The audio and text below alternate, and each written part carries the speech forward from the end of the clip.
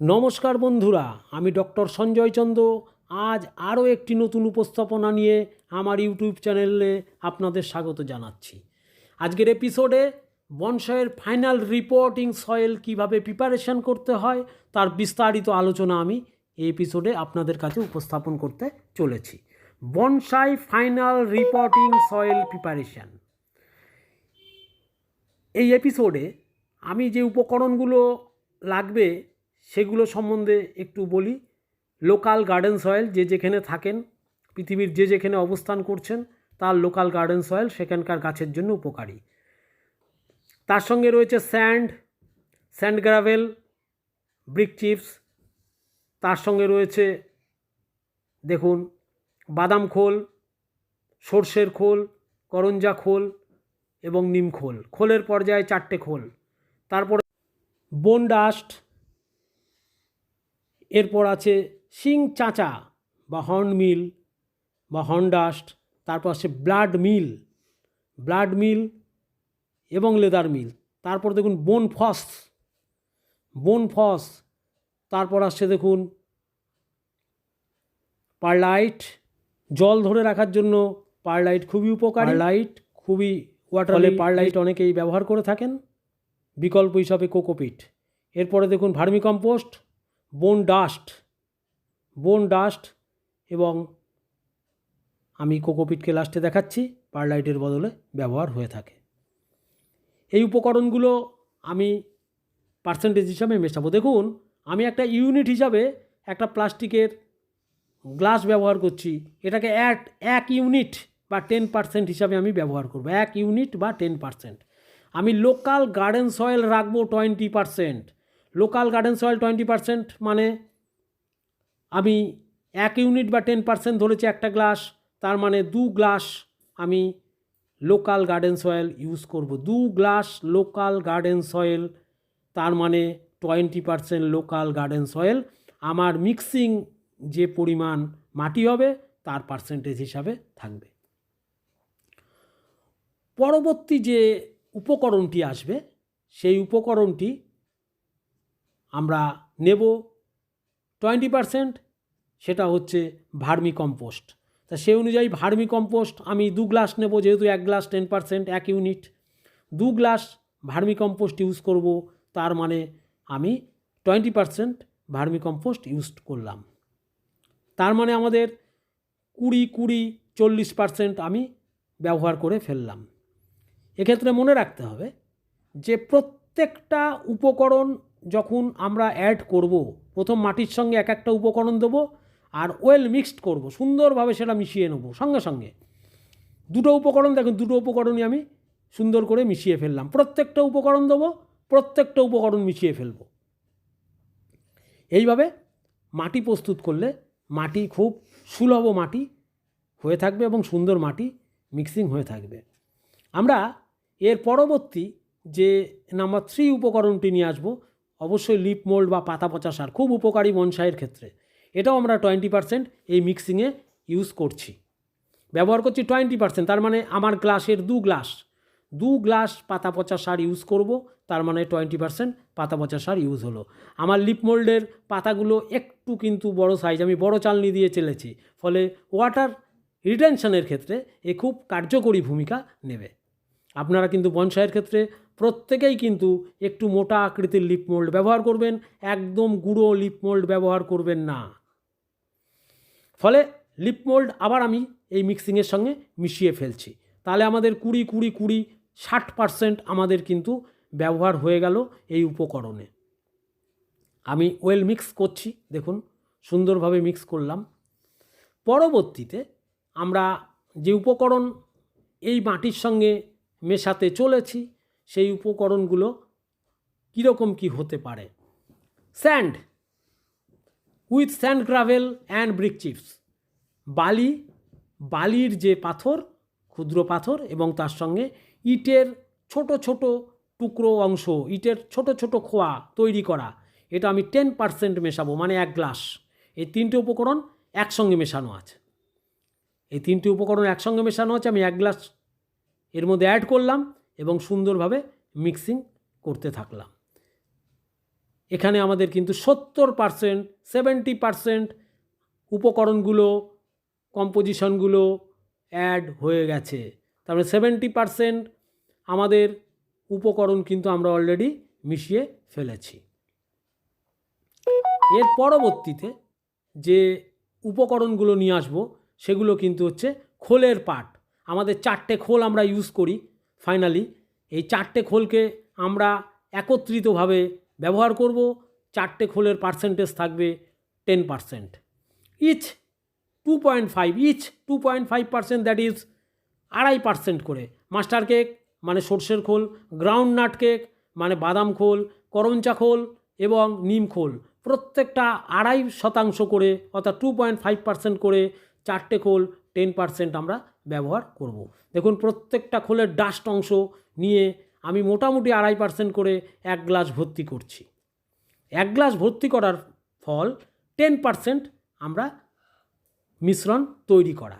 ফলে আমরা 1 গ্লাস যে 4টে খোলের মিশ্রণ তৈরি করলাম মাটিতে সেটা অ্যাড করে দিলাম। আমার স্ক্রিনে প্রত্যেকটা পার্সেন্টেজ সুন্দরভাবে উঠে যাচ্ছে। আপনারা এগুলোকে ফলো আপ করে অবশ্যই এক্ষুনি মাটি তৈরি করুন।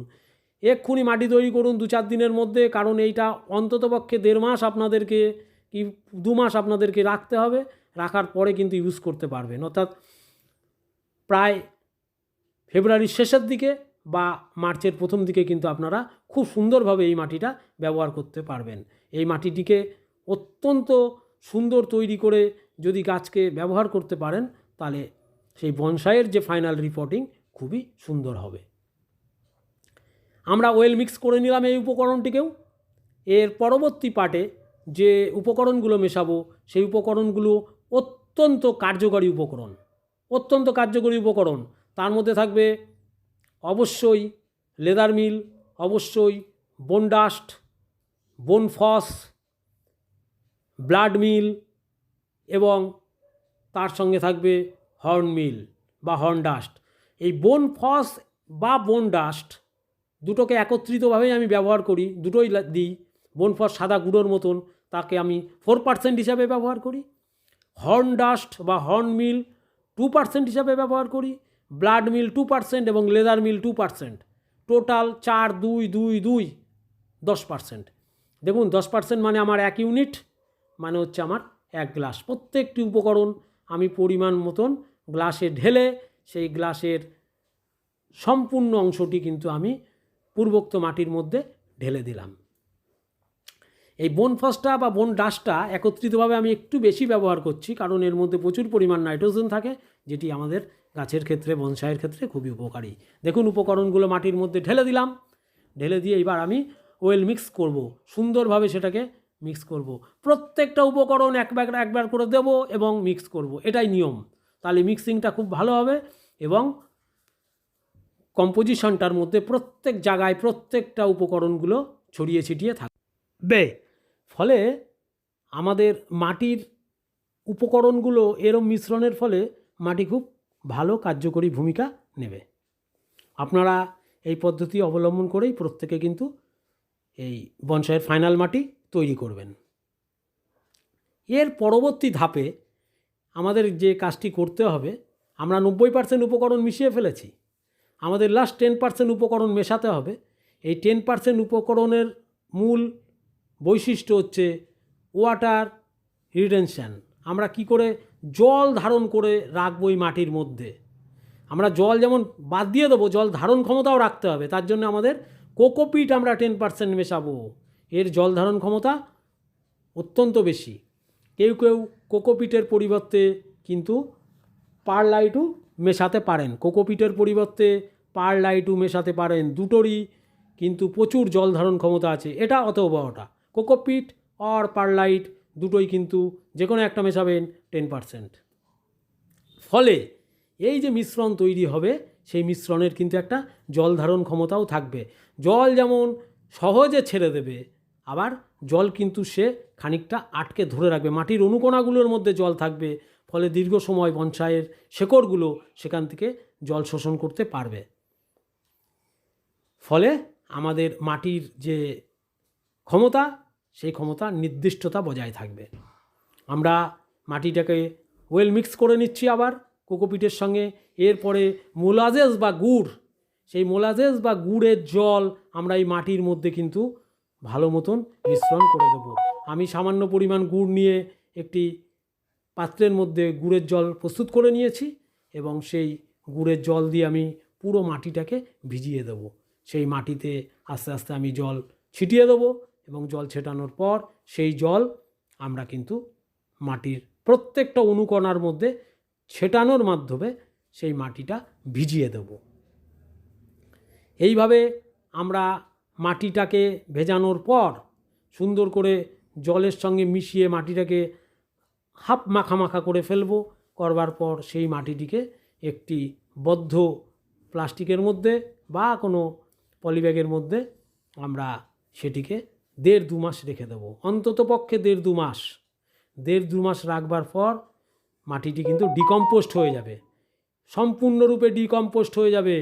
সেই ডিকম্পোস্ট মাটি আমাদের বনসাই গাছের ক্ষেত্রে খুবই কিন্তু উপকার হবে এবং এই মাটি যদি আপনারা ব্যবহার করেন তাহলে গাছগুলি অত্যন্ত সুন্দর হবে এবং তার প্রত্যেকটি মাইক্রো এবং ম্যাক্রো এলিমেন্টসের কোনো ঘাটতি হবে না, এটুকুনি বলা যেতে পারে।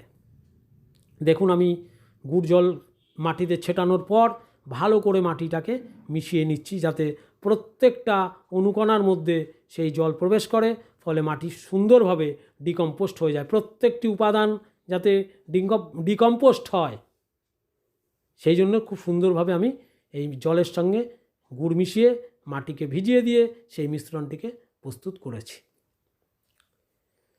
আমরা এই মাটিটিকে এইবার একটি পলিব্যাগের মধ্যে রাখবো, রেখে তাকে অন্তত পক্ষে 1.5-2 মাস রেখে দেবো। মাঝে মধ্যে শুধু ওলট পালট করে দেবো, আর কোনো জল দেওয়ার দরকার হবে না। আমরা দেখুন একটি পলিব্যাগের মধ্যে মাটি তুলে ফেলছি।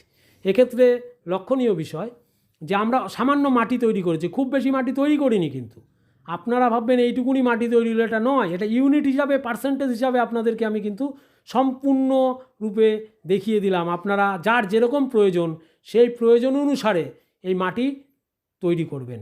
যার বেশি লাগবে সে বেশি তৈরি করবে, যার যত ইউনিট লাগবে সেইভাবে সেই পার্সেন্টেজ অনুযায়ী মাটি তৈরি করবেন। আপনাদেরকে আশা করি কিভাবে বনসাই ফাইনাল মাটি তৈরি করতে হয় খানিকটা শেখাতে পেরেছি। আপনারা এই পার্সেন্টেজ করে গাছগুলো করে দেখুন, অত্যন্ত ফলপ্রসূ রেজাল্ট আপনারা পাবেন। আপনারা আমার চ্যানেলের সঙ্গে থাকবেন।